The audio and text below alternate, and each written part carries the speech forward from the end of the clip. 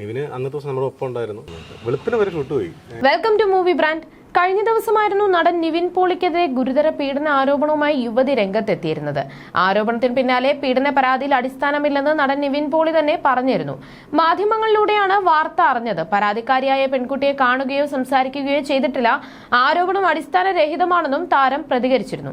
ഇപ്പോഴിതാ പീഡിപ്പിച്ചുവെന്ന് യുവതി ആരോപിച്ച ദിവസങ്ങളിൽ നിവിൻ പോളി വിനീത് ശ്രീനിവാസൻ സംവിധാനം ചെയ്ത പ്രണവ് മോഹൻലാലും ധ്യാൻ ശ്രീനിവാസനും നായകന്മാരായ വർഷങ്ങൾക്ക് ശേഷം എന്ന സിനിമയുടെ ഷൂട്ടിംഗിന്റെ ഭാഗമായി 2023 ഡിസംബർ 14 സിനിമയുടെ സെറ്റിൽ ഉണ്ടായിരുന്ന നിവിൻ പോളി പിറ്റേ ദിവസം, അതായത് ഡിസംബർ 15 പുലർച്ചെ 3 മണിവരെ വിനീത് ശ്രീനിവാസനോടൊപ്പം ഉണ്ടായിരുന്നു എന്നായിരുന്നു അദ്ദേഹം പറയുന്നത്. ഇതിന് തെളിവായി ചില ചിത്രങ്ങളും താരം പങ്കുവച്ചിട്ടുണ്ട്. വിനീതിനും നിവിൻ പോളിക്കുമൊപ്പം ഭഗത് മാനുവൽ അന്ന് പകർത്തിയ ചിത്രത്തിന്റെ ഡിസ്ക്രിപ്ഷൻ സഹിതമാണ് പോസ്റ്റ് ചെയ്തിട്ടുള്ളത്. ഈ ഫോട്ടോയുടെ വിവരങ്ങൾ ഡിസംബർ 14 ഇത് പകർത്തിയതെന്ന് കാണാം. ഡിസംബർ 14 രാവിലെ 8 മുതൽ 15 പുലർച്ചെ 3 വരെ വിനീതേട്ടനും നിവിനും ഞാനും ഒരുമിച്ചായിരുന്നു. ചിത്രങ്ങൾ തെളിവായിട്ടുണ്ട് എന്നാണ് ഭഗത് നൽകിയ ക്യാപ്ഷൻ.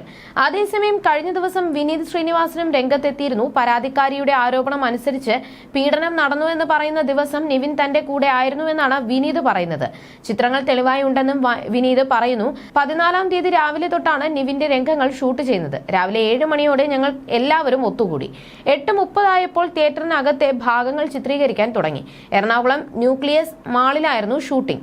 അതിനുശേഷം ഒരു ഉദ്ഘാടന രംഗമാണ് ചിത്രീകരിച്ചത്. ഏതാണ്ട് 300ഓളം ജൂനിയർ ആർട്ടിസ്റ്റുകൾ അവിടെ ഉണ്ടായിരുന്നു. ആ രംഗങ്ങൾ ഉച്ച 3 മണിയോടെ തീർന്നു. പിന്നീട് ക്രൗൺ പ്ലാസയിലാണ് ചിത്രീകരിച്ചത്. അവിടെ ഇൻട്രോ സീൻ അടക്കം അവിടെയാണ് ചിത്രീകരിച്ചത്. 15-ന് രാവിലെ 3 മണിവരെ ഷൂട്ട് നീണ്ടു. പിന്നെ കുറെ നേരം ഞങ്ങളോട് സംസാരിച്ചതിന് ശേഷമാണ് നിവിൻ പോയത്. അത് എളുപ്പം തെളിയിക്കാൻ സാധിക്കും, കാരണം ഇത്രയേറെ ആർട്ടിസ്റ്റുകൾ അവിടെ ഉണ്ടായിരുന്നു.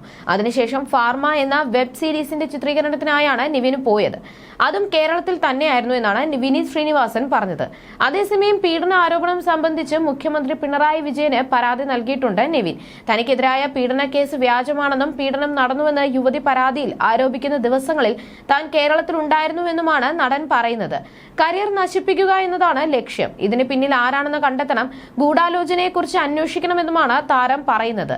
എന്നാൽ നിവിൻ പോളി അടക്കമുള്ളവർക്കെതിരായ പീഡന ആരോപണത്തിൽ ഉറച്ചു നിൽക്കുകയാണ് പരാതിക്കാരി. സിനിമയിൽ അവസരം നൽകാമെന്ന് പറഞ്ഞാണ് പരിചയപ്പെടുത്തിയത്. ദുബായിൽ വെച്ചാണ് പരിചയപ്പെട്ടത്.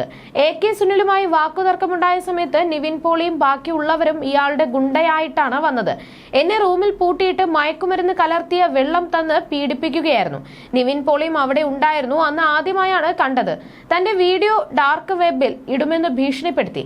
സോഷ്യൽ മീഡിയ വഴി ആക്രമിച്ചു, വണ്ടി ഇടിപ്പിച്ച് കൊല്ലുമെന്നും പാമ്പിനെ കൊണ്ട് കൊത്തിക്കുമെന്നും പറഞ്ഞ് ഭീഷണിപ്പെടുത്തി.